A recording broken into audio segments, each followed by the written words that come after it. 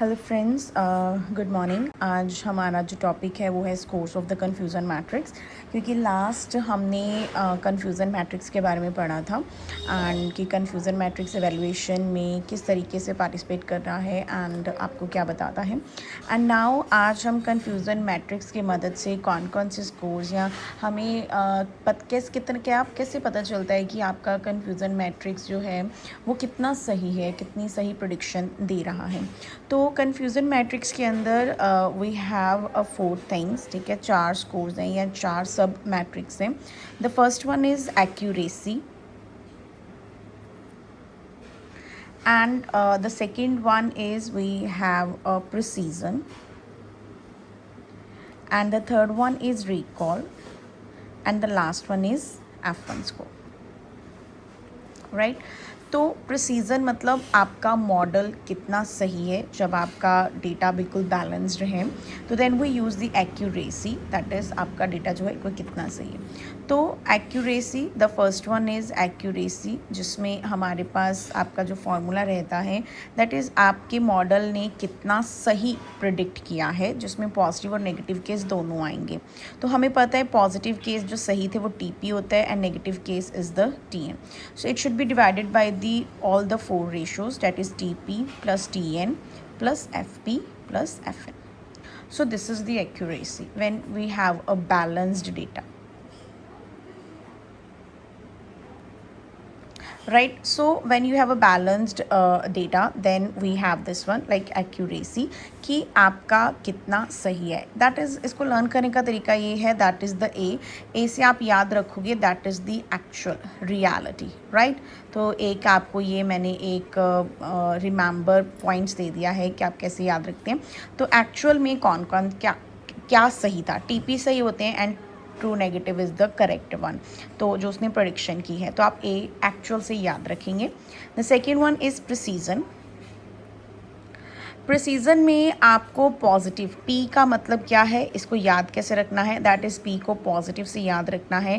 That is इसमें आप वो केसेस देखेंगे जिसमें उसने पॉजिटिव कहा है और उन पॉजिटिव केसेस में वो कितना सही है।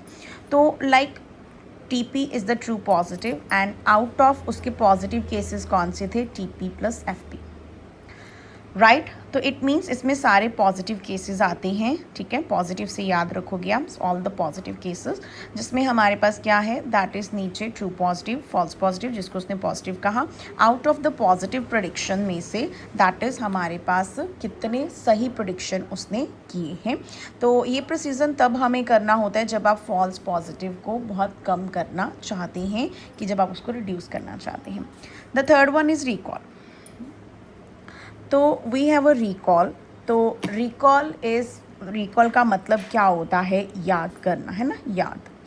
तो याद रखना या याद करना, रिकॉल में हमारे पास क्या है कि एक्चुअली में जो पॉजिटिव थे, रिकॉल में क्या है यहाँ पर कि जो एक्चुअली में पॉजिटिव थे उसमें से उसने कितने सही याद रखे हैं, कितने पॉजिटिव केसेस याद रखे हैं।